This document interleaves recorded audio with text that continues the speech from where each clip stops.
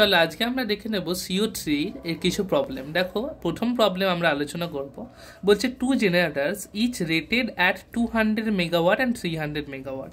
তাহলে এই জেনারেটারগুলো কতটা পাওয়ার জেনারেট করতে পারে? 200 মেগাওয়াট এবং 300 মেগাওয়াটের জন্য তারা rated. And supplying power two network, তাহলে একটা নেটওয়ার্কে টোটাল কত সাপ্লাই দিল? 200 প্লাস 300 মানে 500 megawatt. Both the generators are loaded at 50% of their individual full rated capacity and the system frequency is 50 hertz, এবং টোটাল নেটওয়ার্কের যে সিস্টেম সেখানকার ফ্রিকোয়েন্সি হচ্ছে 50 hertz. The load on the system decreases by 150 megawatt and the frequency rises। দেখো তাহলে আমরা যেটা বলছিলাম যে 50 হার্জ তার frequency and the load on the system decreases by 150 megawatt and the frequency rises by 0.5 hertz. তাহলে তুমি যদি লোড কমিয়ে দাও আলটিমেটলি ফ্রিকোয়েন্সি বাড়বে, এবং ফ্রিকোয়েন্সি কতটা বেড়েছে? 0.5 হার্জ, মানে ফ্রিকোয়েন্সি চেঞ্জটা কত? 0.5 হার্জ। তুমি লোড কতটা ডিক্রিজ করেছো? 150 মেগাওয়াট, আর প্রথম ইনিশিয়াল ফ্রিকোয়েন্সি কত ছিল? 50 হার্জ। এবং দেখো কি বলছে না, ড্রপ অফ ইচ জেনারেটর আমাদের ক্যালকুলেট করতে হবে এবং ড্রপ ইন পার ইউনিট আমাদের ক্যালকুলেট করতে হবে। তোমাকে অ্যাজাম্পশন করতে বলেছে যে load is decreased on each generator in the proportion to their individual rating, তাদের নিজেদের রেটিংয়ের ওপর ডিপেন্ড করে তাদের লোডটা ডিক্রিজ হচ্ছে। চলো এই ধরনের নিউমেরিক্যাল করার জন্য আমাদের কিছু বেসিক্স ফর্মুলা বা বেসিক্স জিনিস জেনে নিতে হবে। দেখো তোমার এখানে যে পাওয়ার জেনারেশন রেটেড যেটা বলা ছিল, মানে 200 মেগাওয়াট 300 মেগাওয়াটকে, সেগুলোকে আমরা ধরে নিলাম পিজি, মানে পাওয়ার জেনারেটেড রেটেড যেটা, সেটাকে আমরা পিজি ধরবো। সেটা 200 মেগাওয়াটের জন্য 200 এর, 300 এর জন্য 300 এর। এবং দেখো সিস্টেমের যে ফ্রিকোয়েন্সি সেটাকে আমি ইনিশিয়াল ফ্রিকোয়েন্সিকে এফ নট ধরে নিচ্ছি। এফ নট আমাদের কত ছিল? 50 hertz as per the given question, এখানে 50 হার্জ বলা ছিল ফ্রিকোয়েন্সি। এবং চেঞ্জ ইন দ্য ফ্রিকোয়েন্সি তোমার কি হয়েছে? 150 মেগাওয়াট পাওয়ার লোড ডিক্রিজ করে দেওয়ার ফলে ফ্রিকোয়েন্সি আলটিমেটলি বেড়েছে। তাহলে চেঞ্জ ইন দ্য ফ্রিকোয়েন্সিকে আমি ডিনোট করেছি ডেল্টা এফ নট দ্বারা, সেটা ইজ ইকুয়াল টু কত? 0.5 হার্জ। ওকে, এবং এরপরে আমাদের যেটা ক্যালকুলেট করতে বলেছে সেটা হচ্ছে ড্রপ ফর মানে ইচ জেনারেটর। তাহলে এখানে ড্রপ যেটা হয় সেটাকে আর দ্বারা ডিনোট করা হয়, রেগুলেশন বা ড্রপ তুমি বলতে পারো। তো এর একটা ফর্মুলা আছে যেটা আমাদের মনে রাখতে হবে, যে R is equal to minus delta F not divided by delta PG not. তুমি বলবে ডেল্টা এফ নট তো বুঝলাম যে এটা হচ্ছে আমাদের যে ইনক্রিজ যে ফ্রিকোয়েন্সিটা সেটা কতটা পরিমাণে বেড়েছে, সেই চেঞ্জ ইন দ্য ফ্রিকোয়েন্সিটা হচ্ছে ডেল্টা এফ নট। কিন্তু ডেল্টা পিজি নটটা কি? এই ডেল্টা পিজি নটটা আমাদের জেনে নিতে হবে। তো ডেল্টা পিজি নট এটা হচ্ছে লোড সেড। এবার লোড সেট মানে অ্যাকচুয়ালি কি বোঝায়? ধরো আমি 200 মেগাওয়াট জেনারেটরের জন্য লোড সেটের কথা ভাবছি। এবার তোমাকে দেখো, তোমাকে দেয়া ছিল কোশ্চেনে যে 200 মেগাওয়াট এই জেনারেটরটা, 1 নম্বর জেনারেটর 200 মেগাওয়াট প্রডিউস করে, কিন্তু এই যে নেটওয়ার্কে দিচ্ছে সেই নেটওয়ার্কে টোটাল কতটা পাওয়ার যাচ্ছে? 200 প্লাস 300, তার মানে কত গেল? 500। তাহলে এই 200 মেগাওয়াট জেনারেটর মানে 200 তার rated capacity divided by total নেটওয়ার্কের যে টোটাল যে তোমার পাওয়ারটা, সেটা ইনটু কতটা ভোল্টেজ ডিক্রিজ হয়ে যাচ্ছে সিস্টেম থেকে, কতটা লোড ডিক্রিজ করেছে তুমি 150 মেগাওয়াট, সেই রেশিওটাকে বলা হবে তার লোড সেট। তার লোড সেট আমি যদি 200 মেগাওয়াট জেনারেটরের জন্য বলি, সেটা হয়ে যাবে 200 divided by total power to the network. Total power to the network কত হয়েছে? এই 200 মেগাওয়াট জেনারেটর 200 দিয়েই ছিল, তার সাথে 300 মেগাওয়াট জেনারেটর আরও দিয়েছিল এই একই নেটওয়ার্কে। তার ফলে হয়ে গেল 200 বাই 500 কিন্তু পাওয়ার ডিক্রিজ আলটিমেটলি তোমার কত বলেছে? 150 মেগাওয়াট। সেটা গুণ করলে তুমি পেয়ে যাবে load set for 200 megawatt generator. Similarly তুমি load set for 300 megawatt generator পাবে, সেখানে কি হয়ে যাবে? 300 বাই 500 ইন্টু 150। তাহলে সেখান থেকে আলটিমেটলি তুমি লোড সেট ডাটাটা পেয়ে গেলে। লোড সেট মানে হয়ে গেল ডেল্টা পিজি নট, এবং যেটা 200 এর জন্য তুমি যেটা এসছে সেটা লিখবে, এবং আর 300 এর জন্য তোমার যেটা এসছে 300 মেগাওয়াটের জন্য ডেল্টা পিজি নট সেটা বসাবে, আর ডেল্টা এফ সেটা তো সেম, তাহলে তুমি 0.5 হার্জ বসিয়ে দেবে, তাহলেই তুমি পেয়ে যাবে ড্রপ ফর ইচ জেনারেটর। এরপরে নেক্সট কোশ্চেন কি বলেছিল দেখো, যে the drop in the per unit system কি? পার ইউনিট সিস্টেমের যে ফর্মুলা হয় সেটা হচ্ছে, দেখো যদি আমি 200 মেগাওয়াটের কথা বলি সেখানের ক্ষেত্রে সেটা ফর্মুলা কি? Delta F naught by delta F, মানে ডেল্টা এফ নট এটা অ্যাকচুয়ালি দেখো এই ফর্মুলাটা যেটা হবে, দেখো ড্রপ পার ইউনিট এটার যে ফর্মুলা সেটা হচ্ছে ডেল্টা এফ নট, মানে তোমার ফ্রিকোয়েন্সি চেঞ্জ কত হলো, ডিভাইডেড বাই তোমার ইনিশিয়াল ফ্রিকোয়েন্সি কত ছিল? F not. এবং তার হোল ডিভাইডেড বাই মানে উপরে হচ্ছে এই ফ্রিকোয়েন্সি চেঞ্জ ইনিশিয়াল ফ্রিকোয়েন্সি রেসপেক্টে, নিচে হচ্ছে এই লোড শেডের ভ্যালুটা, লোড শেডের ভ্যালু কত ডেল্টা পিজি নট, এবং প্রথম অবস্থায় সে কতটা পাওয়ার জেনারেট করতো মানে পিজিটা, সেই যে রেশিওটা এই টোটাল রেশিওটাকে বলা হবে ড্রপ ইন পার ইউনিট। চলো আমি এবার অঙ্কটাকে তোমাদের দেখাই আমি কিভাবে সলভ করেছি। দেখো তাহলে আলটিমেটলি তুমি যেটা দেখতে পাচ্ছ এখানে দুটো জেনারেটর বলে দেওয়া ছিল 200 300 মেগাওয়াট, লোড ডিক্রিজ হয়েছে 150 মেগাওয়াট এবং ফ্রিকোয়েন্সি বেড়েছে 0.5 হার্জ। তাহলে লোড সেট আমি 200 মেগাওয়াট জেনারেটরের জন্য করেছি, 200/500 ইন্টু 150, সেখান থেকে পেলাম 60 মেগাওয়াট। তাহলে এটা কি হয়ে গেল, এটা হয়ে গেল delta PG naught for 200 megawatt. তারপর load set for 300 megawatt similarly বার করেছি, 90 মেগাওয়াট পেয়ে গেছি। তোমাকে দেখো অ্যাকর্ডিং টু দ্য ফর্মুলা তোমাকে বলেছিলাম ড্রপ অফ ইচ জেনারেটর কি হয়, সেটা ইজ ইকুয়াল টু তোমার দেখো এই ডেল্টা পিজির সাথে একটা রিলেশনশিপ ছিল, কার রিলেশনশিপ ছিল, তোমার আর এর রিলেশনশিপ ছিল, সেখান থেকে পাচ্ছিলাম যে আর মানে ড্রপ সমান is equal to minus delta F naught by delta PG naught, যেখানে delta F naught frequency change যেটা হচ্ছে 0.5 হার্জ, এবং কত এই লোড সেট কত ছিল 200 মেগাওয়াটের জন্য দেখো 60 মেগাওয়াট, তাই আমি 60 বসিয়ে দিয়েছি, এখান থেকে অ্যান্সার পেয়ে গেলাম 0.0083। এবার ইউনিট কি হবে, দেখো তোমার ফ্রিকোয়েন্সি ওপরে কি ছিল হার্জে, নিচে কি ছিল মেগাওয়াটে, তাই এর ইউনিট হয়ে গেল হার্জ পার মেগাওয়াট, তো তোমাকে এটা মনে করে লিখতে হবে। এবং দেখো 300 মেগাওয়াটের জন্য আমি সেম ফর্মুলা অ্যাপ্লাই করেছি, delta F naught by delta PG naught, delta F নটের 0.5ই আছে, কিন্তু delta PG naught for 300 megawatt is 90 megawatt, right? তাহলে সেটা সেখান থেকে পেয়ে গেলাম মাইনাস 0.0055 হার্জ পার মেগাওয়াট। এবং ড্রপ ইন পার ইউনিট কি হবে, দেখো ড্রপ ইন পার ইউনিট হয়ে যাবে এইখানে ফ্রিকোয়েন্সি চেঞ্জ ইনিশিয়াল ফ্রিকোয়েন্সির রেসপেক্টে, লোড সেট ইনিশিয়াল পাওয়ার জেনারেশনের রেসপেক্টে, এবং সেটা 200 মেগাওয়াটের জন্য যেটা হচ্ছে 0.5/50, আর নিচেই দেখো পাওয়ার ডেল্টা পিজি নট 200 এর জন্য ছিল 60 এবং টোটাল পাওয়ার জেনারেট করছিল 200 মেগাওয়াট 200ই, তাহলে 60/200 সেখান থেকে যে রেশিওটা হবে এটা দেখবে সেম আসছে তুমি যদি 300 এর জন্য করো। 300 এর জন্য ফ্রিকোয়েন্সি চেঞ্জ 0.5, তারও ফ্রিকোয়েন্সি ছিল ইনিশিয়াল ফ্রিকোয়েন্সি 50, সেখান থেকে দেখো তার ডেল্টা পিজি নট কত ছিল 90 এবং ইনিশিয়াল সে কত পাওয়ার জেনারেট করতে পারছিল 300 মেগাওয়াট, তাহলে এখান থেকে দেখবে তোমার পার ইউনিটের যে ভ্যালুটা আসবে ড্রপ পার ইউনিট সেটা হয়ে যাবে 0.033।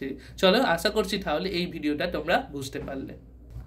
চলো আমরা CO3-র আর একটা প্রবলেম নিয়ে আলোচনা করে নিই, যেটা 2023 প্রিভিয়াস ইয়ার এসছে। দেখো কোশ্চেনটা কি বলছে, the rated capacity of a power system supplying power to a certain area is 2500 megawatt, মানে 2500 জন্য অ্যাকচুয়ালি সেখানকার এরিয়াটা ডিজাইন করা হয়েছে, 2500 মেগাওয়াট সাপ্লাই যাওয়ার কথা, but it's operating at a normal initial load of 1500 megawatt, কিন্তু এটা অপারেট কতই করছে 1500 মেগাওয়াটে।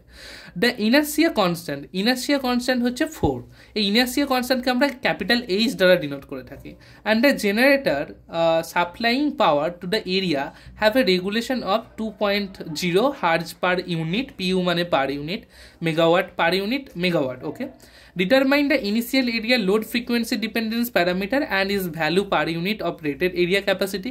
এই initial area load frequency dependence প্যারামিটারকে আমি যদি ক্যাপিটাল ডি দ্বারা ডিনোট করি তাহলে সেই ডি এর ভ্যালু বার করতে বলছে এবং ডি পার ইউনিট ভ্যালু কত হবে সেটা বার করতে বলেছে এবং গেইন বার করতে বলছে, আর চাইছে time constant two represent the power system of the area assume that the load frequency dependence is linear.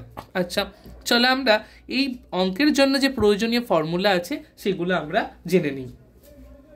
দেখো তো আমাদের প্রয়োজনীয় যে জিনিসগুলো আছে, তোমাকে যে ইনার্সিয়া কনস্ট্যান্টটা গিভেন থাকে সেটা হয় এইচ, ক্যাপিটাল এইচ, সেটার ভ্যালু কত বলা ছিল 4 সেকেন্ড, সেই জন্য আমি এখানে লিখে নিয়েছি। এবং দেখো এই অঙ্কের জন্য আজ কী কী ফর্মুলা লাগবে, তা এই initial area load frequency parameter এটাকে লেখা হয় ক্যাপিটাল ডি দ্বারা।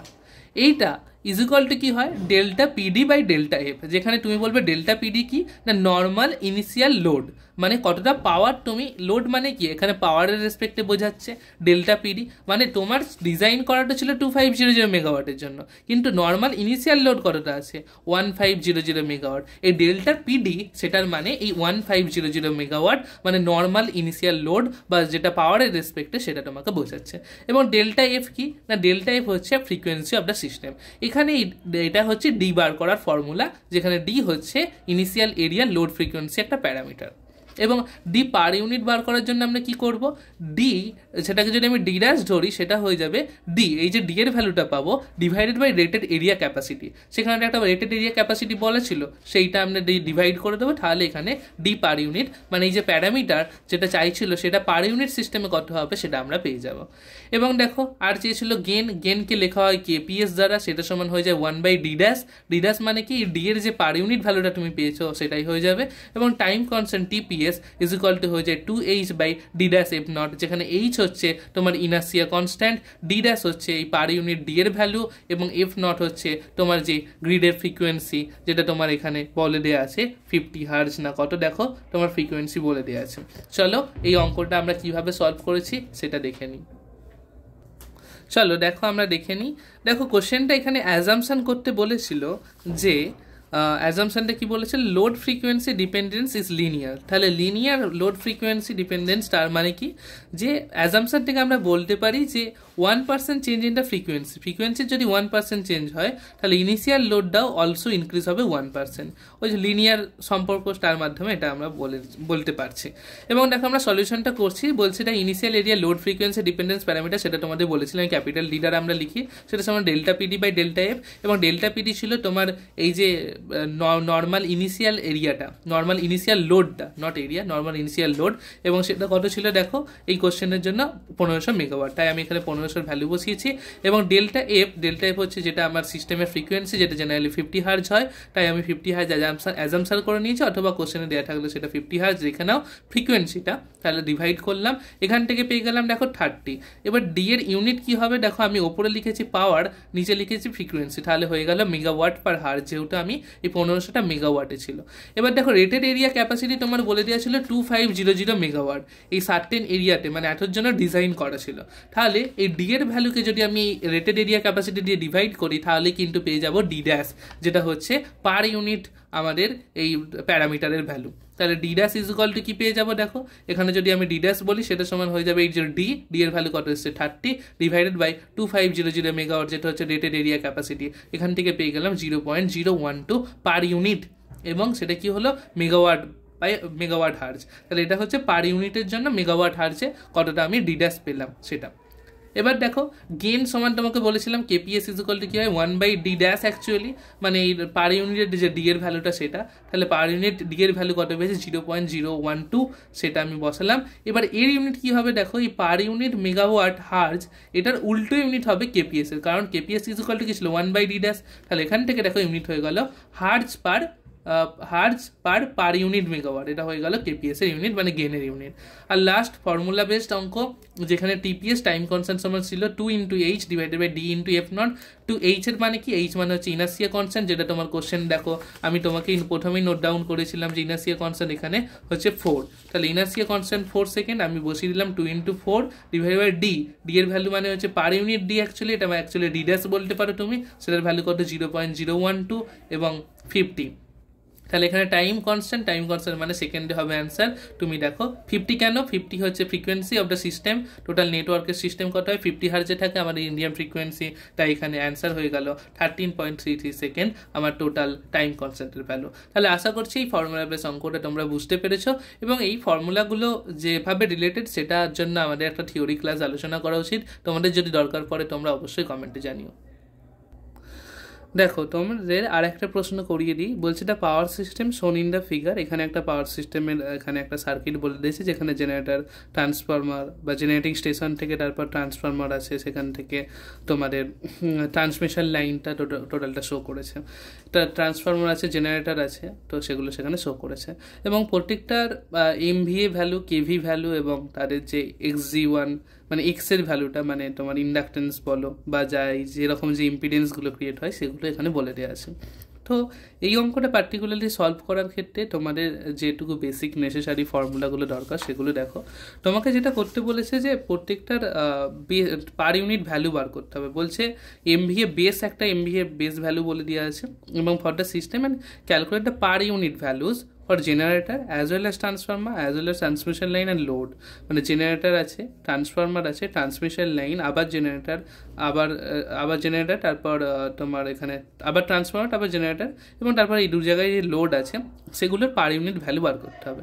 তার মানে তোমাকে প্রত্যেকটা পার ইউনিট ভ্যালু বার করার ফর্মুলাটা দেখতে হবে। দেখো তোমাদের এই জেনারেটরের G1 জন্য দেখবে সেখানে XG1 ভ্যালুটা দেওয়া আছে, এবং সেখানের পার ইউনিট ভ্যালুটা মানে XG1 on the system base value, সেটা কিভাবে ক্যালকুলেট করে সেটা দেখে নাও। সেটা হচ্ছে যে তোমার যে গিভেন যে ভ্যালুটা দেওয়া আছে XG1 সেটা into MVA2 into KV2 square by MVA1 into KV1 square. এবার তুমি বলবে এই MVA1টা কি? না, এই জেনারেটরের জন্য যে MVAটা দেওয়া আছে সেটা হচ্ছে MVA1, আর MVA2 যেটা হচ্ছে তোমার বেস ভ্যালুটা। তাহলে দেখবে কোশ্চেনে বেস ভ্যালু বলে দেওয়া আছে সেটা হচ্ছে 50। তাহলে প্রত্যেকের ক্ষেত্রেই MVA2 মানে এইখানেও যেমন MVA2 লিখেছি, সিমিলারলি এখানেও যে MVA2টা লিখেছি, দুটোর ক্ষেত্রেই কিন্তু এই বেস ভ্যালুটা হয়ে গেল এখানকার ডাটা। তো তোমাকে এই ফর্মুলাগুলো ইউজ করতে হবে। তোমার এখান থেকে তাহলে জেনারেটরের জন্য বেস ভ্যালু বা পার ইউনিট ভ্যালু পেয়ে যাবে, as well as generator 1, generator 2, এবং ট্রান্সফর্মার ক্ষেত্রে যে ফর্মুলাগুলো হয় সিমিলারলি তুমি সেরকম একই ফরম্যাটের ফর্মুলা পাবে। আর তারপরে ট্রান্সমিশন লাইনের যখন আমরা বার করব সেটা হয়ে যাবে, অ্যাকচুয়ালি আমরা ইম্পিডেন্স বার করার চেষ্টা করব। সেখানে যে গিভেন ইম্পিডেন্স থাকবে, গিভেন ইম্পিডেন্স দেখো এখানে একটা বলে দেওয়া আছে, তো সেই গিভেন ইম্পিডেন্স জেড তার রেসপেক্টে তোমাকে যে ফর্মুলাটা আছে দেখো সেখানে যেটা করতে হবে সেটা তোমার হচ্ছে MVA base by KV base square, মানে MVA বেস কোনটা যেটা তোমার বলে দেওয়া আছে এইখানে 50, সেটার রেসপেক্টে করবো। আমি তোমাকে বুঝিয়ে দিচ্ছি কিভাবে করতে হবে, অ্যাজ ওয়েল অ্যাজ আমরা আসতে গিয়ে লোডের যে পার ইউনিট ভ্যালু সেটাও ক্যালকুলেট করব। চলো তাহলে দেখে নিই আমরা এটাকে কিভাবে সলভ করছি। দেখো তাহলে আমাদের যে গিভেন ডাটা সেগুলো আমরা এখানে নোট ডাউন করে নিয়েছি এইখানে, এবং আমরা কি বললাম যে G1 মানে জেনারেটর 1, এই জেনারেটর 1 জন্য যে গিভেন ডাটা কত ছিল দেখো 20 MVA 6.6 KV। তাহলে এখানকার যে MVA1 সেটা হচ্ছে গিভেন ডাটাটা, KV1 সমান কত 6.6 আর MVA1 সমান কত 20, এবং X1 একটা ভ্যালু দেওয়া আছে 0.1 পার ইউনিট, এটা তোমার গিভেন ডাটা। এবার তোমাকে কি বলেছি MVA2টা কি হয় না MVA বেসের যে ভ্যালুটা সেটা হয়। তাহলে গিভেন কোশ্চেনে তোমার দেওয়া ছিল MVA base is equal two 50, তাই আমি এখানে লিখে নিয়েছি। এবং KV2 ইজ ইকুয়াল টু কত হবে দেখো, KV2 হচ্ছে MVA বেসের রেসপেক্টে, মানে দেখো এখানে তুমি যদি ট্রান্সফরমারটা লক্ষ্য করো 6.6 থেকে 132 KV-তে যাচ্ছে, আবার 132 KV-কে 11 KV-তে করছে। তাহলে এই ইনিশিয়াল কেসে কেভির যে ভ্যালুটা সেটা এই বেস ভ্যালুর সাথে সমান, মানে এখানে যে 6.6 এটার ক্ষেত্রে MVA KV2 যেটা সেটা সেম হবে, এবং পরবর্তী ক্ষেত্রেও KV1 আর KV2 দুটো সেম হয়, কিন্তু MVA2টা সেটা হয়ে যায় বেস ভ্যালুটা, আর MVA1 কোনটা হয় গিভেন ডাটাটা। দেখে নাও তাহলে XG1 মানে আমি পার ইউনিট যদি XG1 পেতে চাই সেটা আমি ইউজ করব। দেখো অলরেডি তোমার XG1 দেওয়া ছিল 0.1, আমি লিখলাম অ্যাকর্ডিং টু আওয়ার ফর্মুলা যে XG1 ইন্টু এখানে তোমার হচ্ছে KV2 square into MVA2, KV2 মানে কত 6.6, MVA2 ভ্যালু কত 50, ডিভাইডেড বাই KV1 স্কোয়ার হচ্ছে তোমার 6.6 স্কোয়ার ইন্টু MVA1 ভ্যালু 20। তাহলে এখান থেকে তুমি একটা অ্যান্সার পেয়ে গেলে যে XG1 ভ্যালু কত হবে। তুমি এখান থেকে ক্যালকুলেট করো, 6.6টার হোল স্কোয়ার কেটে যাবে, এখান থেকে 5/2 মানে হয়ে যাবে তোমার 2.5 ইন্টু 0.1, তো সেখান থেকে তুমি 0.25 এখান থেকে পার ইউনিট তুমি অ্যান্সার পেয়ে গেলে, বোঝা গেল। সিমিলারলি দেখো G2 ক্ষেত্রে গিভেন ডাটা হবে MVA1, তার ক্ষেত্রে G2 ক্ষেত্রে কি আছে 11 KVটা আলটিমেটলি গেছে, তাহলে 11 KVতে যেটা যাচ্ছে সেটা হয়ে যাবে KV1, মানে এখানে স্টার্টিংয়েরটা নেব যেখান থেকে ট্রান্সমিশন লাইন পেলো, এবং এখানে পরবর্তীটা নেব জেনারেটার যেহেতু G2, মানে জেনারেটার সাইডে কত আছে আলটিমেটলি 11 KV, এদিক থেকে 11 KVতে জেনারেট হচ্ছে, তারপর এখানে ট্রান্সফর্মার স্টেপ আপ করছে। সিমিলারলি এদিক থেকে 6.6 KVতে জেনারেট হচ্ছে, তারপর ট্রান্সফর্মার স্টেপ আপ করছে। তাহলে G1 কি নিয়েছিলাম, G1 জন্য আমি নিয়েছিলাম যে KV1টা সেটা হচ্ছে 6.6 KV, এবং G2 জন্য যেটা নিয়েছিলাম যেটা থেকে জেনারেটরটা যেটা তৈরি করছিল সেটা, এবং এখানেও জেনারেটরটা যেটা তৈরি করেছে সেটা, তাহলে সেটা হচ্ছে দেখো এখানে kV2। তাহলে এখান থেকে আমি xg2 পেয়ে গেলাম according to the same formula, যে এখানে x1 এর যে ভ্যালুটা 0.2 ইন্টু kV2 এর স্কোয়ার ইন্টু MVA2, এখানে হচ্ছে kV1 এর স্কোয়ার ইন্টু MVA2। তুমি ক্যালকুলেট করো, নিজে থেকেই পারবে। এখান থেকে পেয়ে গেলাম 0.4 ইউনিট। তাহলে দুখানের জেনারেটর পেয়ে গেলাম। সিমিলারলি আমি পেয়ে যাবো ফর ট্রান্সফরমারের জন্য। ট্রান্সফরমারের দেখো গিভেন ডাটা একটা দেওয়া ছিল, সেখানে যে ভ্যালুটা ছিল 0.08 ছিল। আমি সিমিলারলি সেম ফর্মুলা লাগিয়েছি, MVA2 স্কোয়ার ইন্টু তোমার হচ্ছে kV2 divide by MVA1 square. Sorry, আমি যেটা ভুল বললাম, এইটা হচ্ছে তোমার MVA2, এইটা হচ্ছে তোমার MVA2, আর এটা হচ্ছে MVA1। তার কিন্তু স্কোয়ার দিচ্ছি না, আমরা যেটা দিচ্ছি কেভি, কিলো ভোল্টেজ স্কোয়ার করছি। তাহলে kV2 বাই kV1। এবং kV2 ট্রান্সফরমারের ক্ষেত্রে কত ছিল দেখো, kV2 যদি ট্রান্সফরমারের ক্ষেত্রে বলি, এই ট্রান্সফরমার তোমার প্রথম ট্রান্সফরমারটা যদি দেখি, kV2টা কত হয়ে যাবে দেখো, আলটিমেটলি কোথায় ট্রান্সফর্ম করছে 132 kV-তে, সেই জন্য kV2 এর ভ্যালু হয়ে গেল 132 kV। এবং kV1 এর ভ্যালুটাও হচ্ছে kV2 এর সাথে সেম হয়, তাহলে এটাও হয়ে গেল 132। কিন্তু x2 ট্রান্সফর্মার, এই 2 নম্বর ট্রান্সফরমারের জন্য দেখো সেম ডাটা, সেম আমি ফর্মুলা বসেছি, এখান থেকে তুমি পার ইউনিট ভ্যালু পেয়ে গেলে। তাহলে তুমি 4খানা অ্যান্সার পেয়ে গেলে। এবার নেক্সট তোমাকে যেটা করতে হবে ট্রান্সমিশন লাইনের জন্য। ট্রান্সমিশন লাইনের ক্ষেত্রে দেখবে MVA বেস যে ভ্যালুটা হচ্ছে সেটা হচ্ছে 50, এবং কেভি বেসের যে ভ্যালু, তুমি দেখো টোটাল ট্রান্সমিশনটা কতই করেছিলে, 11 kV নাকি, তুমি বলো তো দেখি 11 kV নাকি 6.6 kV নাকি 132 kV। দেখো তুমি এবার ছবিটা দেখো, দেখো তুমি এই ট্রান্সফরমারের মাধ্যমে স্টেপ আপ করে 132 kV-তে নিয়েছো, তারপর ট্রান্সমিট করেছো, আবার 132 kV-তেই ট্রান্সমিট করেছে, তারপর সেখান থেকে ট্রান্সফরমারের মাধ্যমে আবার স্টেপ ডাউন করেছিলে। তাহলে টোটাল ট্রান্সমিশন যেটা হয়েছে সেটা হচ্ছে 132 kV-তে। তাহলে KV base for transmission line সেটা সমান কত হয়ে গেল 132 kV। এবং MVA বেস কত ছিল অ্যাজ পার গিভেন কোশ্চেন 50। এবং তোমাকে বলেছিলাম ZPU সমান কি করে পাই, Z into MVA base by kV বেসটার হোল স্কোয়ার। তাহলে এখান থেকে আমি ZPU পেয়ে গেলাম, এবং এখান থেকে দেখো জেড পার ইউনিট যে ভ্যালুটা আসছে আমি এটা পেলাম। এটা তোমার একটা অ্যান্সার হয়ে গেল। এবং লোড মানে কি ছিল দেখো, লোড মানে ছিল P প্লাস JQ। এবং এখানে S1 এর MVA এর ভ্যালু কত ছিল, S1 এর MVA এর ভ্যালু গিভেন কোশ্চেনে ছিল 10 মেগা MVA এবং 0.8 পাওয়ার ফ্যাক্টর ল্যাগিং। এবার যদি 0.8 পাওয়ার ফ্যাক্টর ল্যাগিং হয়, তাহলে এখানটা ছিল তোমার পাওয়ার ফ্যাক্টর এবং এখানটা ছিল J প্লাস কিউ। এবার এই কিউ এর ভ্যালুটা আমি কিভাবে পাচ্ছিলাম না, এইটা হচ্ছে অ্যাকচুয়ালি সাইন থিটা। এবার সাইন থিটা, তুমি বলবে থিটার ভ্যালু কত না, তোমাকে কস পাওয়ার ফ্যাক্টর কস থিটা সমান কত দেওয়া আছে 0.8। তাহলে তুমি এখান থেকে থিটার ভ্যালু বার করো, কস ইনভার্স 0.8 হয়ে যাবে, এবং সেই যে থিটার ভ্যালু বসবে সেটা সাইন থিটায় বসাও, তাহলে তুমি কিউ পেয়ে যাবে। এবং এর সাথে MVA গুণ করলে তুমি লোডের ভ্যালুটা পেয়ে যাবে। তাহলে 10 গুণ করলাম, 10 MVA তোমার অ্যাজ পার গিভেন কোশ্চেন দেওয়া ছিল, তাই 10 দিয়ে গুণ করে দিলাম, এবং এখানে আলটিমেটলি কিন্তু P প্লাস JQ এর ভ্যালু পেয়ে গেলাম। এবং PO পার ইউনিট ভ্যালু কই পাবো না, এটার দিয়ে যে S1 এর যে ভ্যালুটা পেয়েছি সেটাকে যদি আমি MVA বেস MVA দিয়ে ভাগ করে দিই, তাহলে কিন্তু পার ইউনিট ভ্যালু তুমি এখান থেকে পেয়ে যাবে। এবং S2 সিমিলারলি 25 মেগা MVA ছিল, তাই 25 দিয়ে গুণ করেছি, কিন্তু এখানে ছিল পাওয়ার ফ্যাক্টর ল্যাগিং হলে প্লাস সাইন হচ্ছে, লিডিং হলে মাইনাস সাইন ফর্মুলাতে। তাহলে এখানে দেখো 0.9 যদি হয়, তাহলে সাইন থিটার ভ্যালু কত হবে তুমি আবার ক্যালকুলেট করো, থিটা সমান তুমি কি পাবে cos ইনভার্স 0.9। তাহলে এখান থেকে তুমি ক্যালকুলেট করো, এখানে তুমি S2 পেয়ে যাবে। S2 পার ইউনিট পাওয়ার জন্য S2 divided by MVA base MVA এর ভ্যালু কত ছিল 50 অ্যাজ পার গিভেন কোশ্চেন। তাহলে এখান থেকে তুমি পেয়ে গেলে। এবং লাস্ট যেটা তোমাকে বলেছে গ্রাফিক্যাল রিপ্রেজেন্টেশনটা করো, সেই দেখো। তাহলে আমি কি করব, আবার সিমিলার ইনিশিয়াল ডায়াগ্রামের মতো আঁকবো, এবং প্রত্যেকটা যে ভ্যালু আমি প্রথমে কি ছিল এখানে জেনারেটরের ভ্যালু লিখেছি, এখানে ট্রান্সফরমারের যে পার ইউনিট ভ্যালুটা পেয়েছি সেটা লিখেছি, এইদিকে ট্রান্সফরমার পার ইউনিট ভ্যালু, এদিকে জেনারেটরের পার ইউনিট ভ্যালুটা লিখে দিয়েছি, S1 S2 ভ্যালু যে পার ইউনিট যে ভ্যালুগুলো পেয়েছে এগুলো সব পার ইউনিট যে ভ্যালুগুলো পেয়েছি লিখে দিয়েছি, as well as transmission line ছিল এইটুকু অংশ, সেই ট্রান্সমিশন লাইনের পার ইউনিট ভ্যালু লিখে দিয়েছি। তো এইভাবে কিন্তু তুমি প্রবলেমগুলো সলভ করতে পারবে। আশা করছি তোমার ভিডিওটা ভালো লেগেছে, ভালো লাগলে অবশ্যই কমেন্টে জানিও, লাইক শেয়ার এবং সাবস্ক্রাইব করে দিও।